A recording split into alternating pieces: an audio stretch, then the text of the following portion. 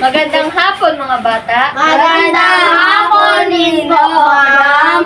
Maaari niyo bang pulutin muna ang mga kalat sa inyong ilalim ng upuan? Tapos na po. Tapos na po, ma'am. Buti kung ganon. Ngunit sa ngayon, magbalik-aral muna tayo. Sino po ang nakakaalala ng pinag-aralan natin kahapon? Gian? Ang pinag-aralan po natin kahapon ay tungkol sa mga batayang kaalaman sa matalinong pamimili. Okay, mahusay. Palakpakan natin si Gian.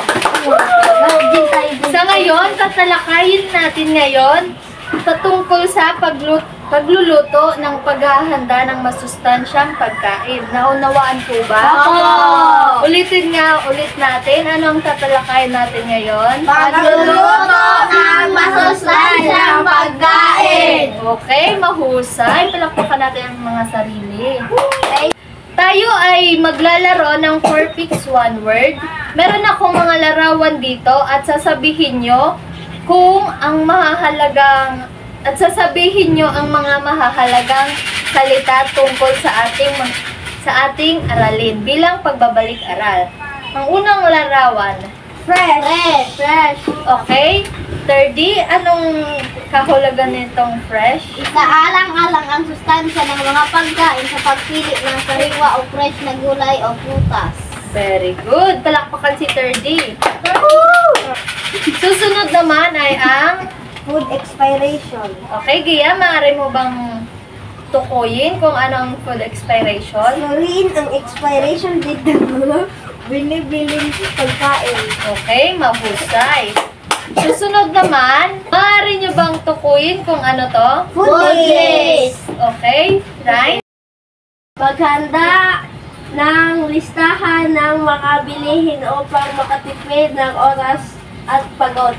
Very good. Susunod naman, Vigilant buyer. very good. Sige, pakitukoy nga. Maging mapagmatiyag habang bumibili. Very good. Ako na nung Mga magagaling at napakahusay niyong mga bata. Meron ulit akong isang larawan dito at nais kong ilarawan nyo ito. Kung ito ay natikman nyo na, maaari ba kayong magbigay ng maikling paglalarawan dito? Third, ang kare-kare po ay isang paboritong pagkain ng Pinoy na gawa sa nilagang baka na may sarsang pinalibot na mani. okay, mahusay. Gian, Masustansya. Sarap. okay. Nakatikim na ba kayo ng ganitong ulam? Mabuti po ganon. May ipapanood ako sa inyong maikling video clip na ito tungkol sa pagluluto ng kare-kare.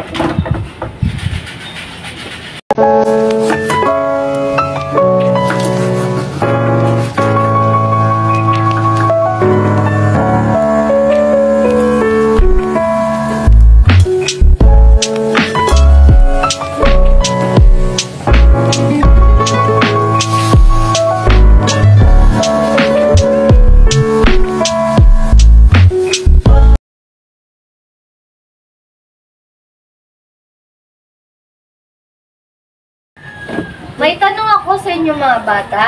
Masasabi nyo ba na ang kare-kare ay masustansyang ulam na maaaring ihanda sa hapagkainan? Opo, ma'am. Bakit? Kasi ito po ay may gulay at karne na kailangan ng ating katawan upang maging malusog. Mahusay, palakpakan natin. Third is Meron naman ako ulit dito ipapakitang video. Panoorin ang video clip na ito at ating alamin kung ang unang video clip ay tungkol sa pagluluto ng kare-kare ay isinaalang-alang ang mga wastong paraan ng paghahanda ng pagkain. Anong oras na naman? Chef. Pagalising ko, magdalagan ako. Tatakbo ako.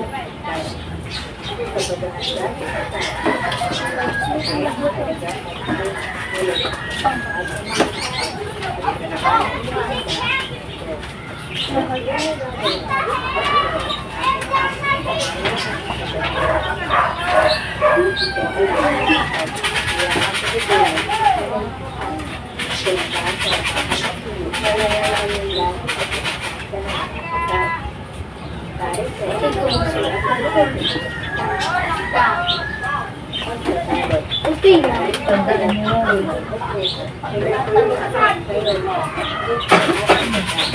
Pagbolo mo ko. Ikaw din nga. Ano na? Paglolobot.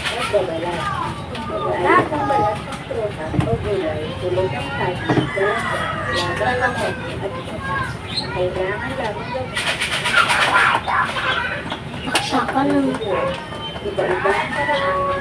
Ay, pasok bukas. Ayos, kailangan. Lang, akala mo yung sale. Shop, meron ko. Kasi kapag sabi na wala.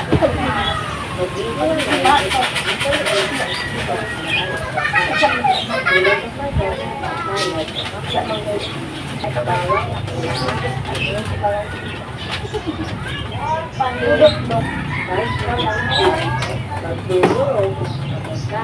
Ito ibang kulay green.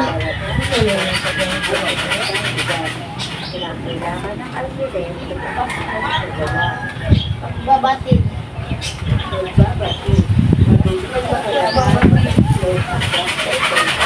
Kami na pati lalo. Ito na, alisin ko na.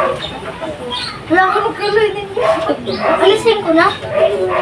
Magalas. May krus nga, alisin ko na.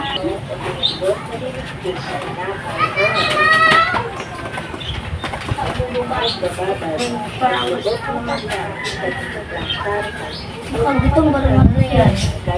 Barbecue. Barbecue. Barbecue. Cactus. Ano na yan? Nagkakaskas. Ay, nakabog.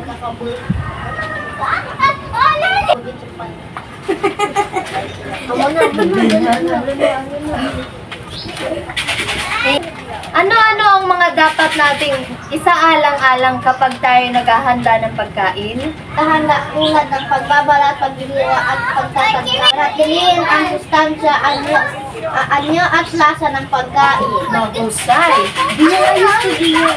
Ay, Ating pag-usapan naman ang mga sangkap at ang mga paraan ng pagluluto. Una ay ang bakun. Wala mga din yan. Udin.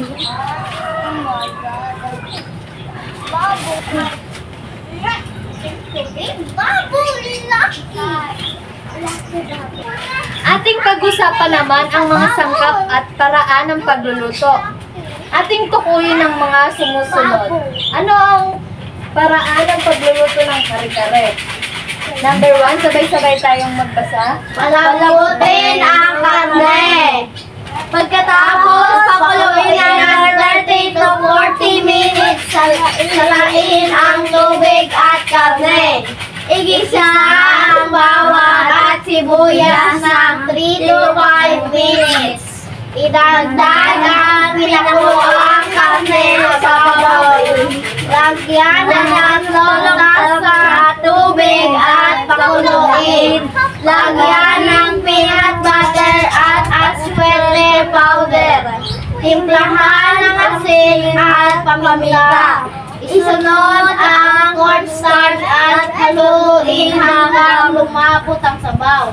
Ilagay ang mga gulay at lutuin sa loob ng 3 to 5 minutes. Igisa ang bagong lalamang sa sibuyas at bawang sa ibang lutuan. Husay. Sunod naman ay ang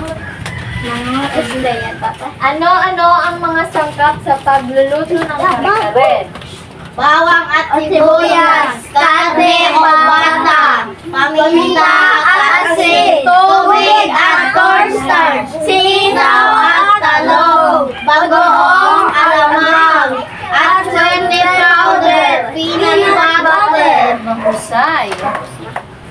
Ngayon, hahatiin ko kayo sa tatlong grupo. Ang pangkat 1, pangkat 2, pangkat 3. Oh. Pangkat 1, ilalarawan mo kung ano yung mga sangkap sa pagluluto. Pangkat 2, ilarawan mo yung paraan sa pagluluto. At pangkat 3, mga tuntuning pangkalusugan at pangkaligtasan sa paghahanda ng pagkain. Tapos nyo na ba masulat? Opo. Okay, pangkat 1, pwede mo bang basahin kung ano yung nailarawan mo? Alis, tayo ka dito, Gian. Tayo ka dito. Dito ka dito sa harap. Dito ka sa harap. Eh, dito ka. Sige, yan lang.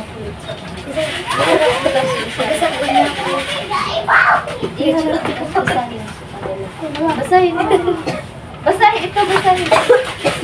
Sariwang gulay at karne, mga pangkalasan, lasa, walang halong preservativa, mga linis at pangkapan. Okay, maraming salamat. Pangkat 2, Rhymes, pwede mo bang ipakbasahin? Paggamit ang mga kasangkapan, pagluluto sa tamang oras upang mapanatili ang sustansya, anyo at lasa. Wastong pagbabalat at paghiwa, pagpapakulo, pagigisa, pagtutusta. Maraming salamat. Pangkat 3, Ang top na mga kagamitan ang dapat gamitin. Bastong gamit ng mga kagamitan. ngayon may papasagutan ako dito sa inyo.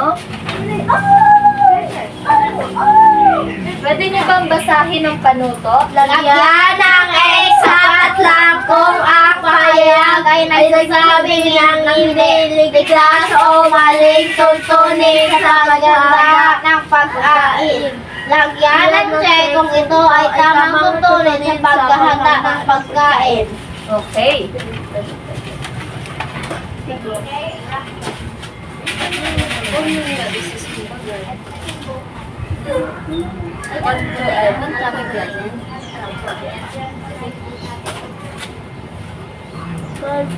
Sino ang makakapagsagot sa number 1? Third? Number 1. Sa number 2, Rhymes?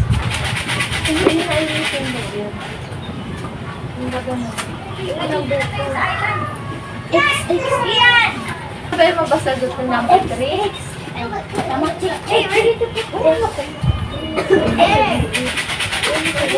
Yan! Isin mo na kasi. Rhymes, number 4. Number 5, third. Depende sa treasure.